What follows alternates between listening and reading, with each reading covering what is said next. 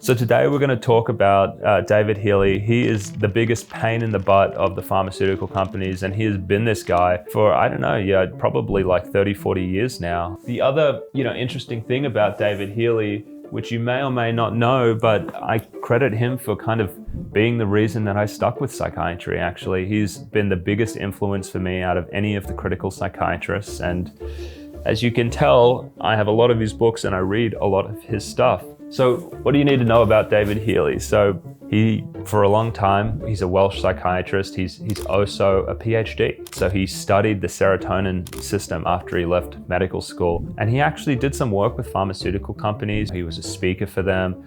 He was a consultant. But around the early 90s, he started noticing that there were a lot of problems with the antidepressants that people were missing. He started noticing that they were making people suicidal. And this is where he really entered kind of the mainstream debate about the problems with psychiatric medications.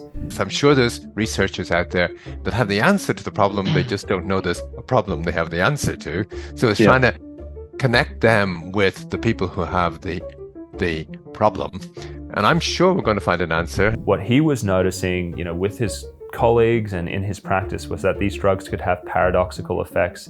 And it's really not that big of a thing to notice, right? I think a lot of people intuitively understand that some people can have bad reactions to medications, even if they have a normal effect in other people. Think about your friend who maybe smoked weed one time and everyone was laughing and having a good time, but your friend became like really paranoid and everyone afterwards was like, what was that all about? Yeah, it's pretty common. Not everyone responds to drugs in the same way. And so that's what David Healy was talking about back in the early 90s, a couple years after Prozac entered the market for the first time. He was actually involved in a number of court cases. He went and spoke to the FDA, essentially saying that the drugs have paradoxical effects and that we should warn people about them. His concerns were completely dismissed. The pharmaceutical machinery kind of said that anyone saying that these drugs were causing problems were essentially Scientologists or were kind of fear-mongering. They were trying to scare people off the drugs because David had some idea that people should not take medications for some moral reason. They completely missed the mark.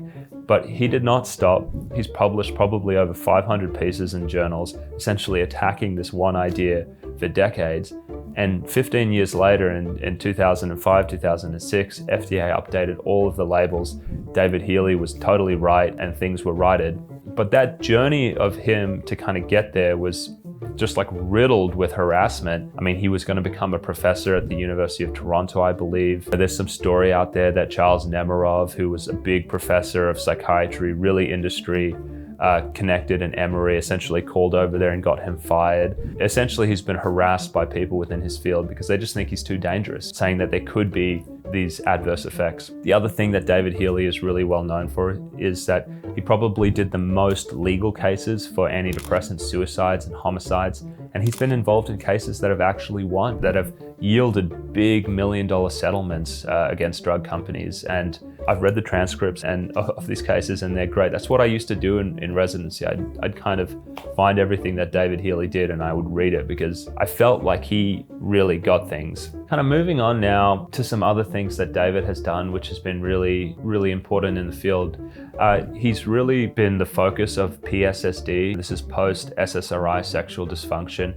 He was one of the first psychiatrists out there to start really taking serious these reports, and I think he's collected over 500 case reports on his website, Risk. He's published several articles on it, well-referenced articles with other experts, urologists in academic journals, really detailing what he's seeing, the full picture of PSSD. And so I don't think there's anyone else in the world who has done more for PSSD than David Healy. He runs two blogs. He runs the risk.com blog, that's RXISK, and he also runs davidhealy.org actually. And he kind of talks about a lot of issues about critical psychiatry. Other things that I think are unique about David and why I really enjoy his work so much is that he has, more so than any of the other psychiatrists, he's cataloged all of the different ways that psychiatric drugs can have paradoxical effects, like withdrawal reactions, what akathisia is, what does it look like, what is drug-induced dysphoria,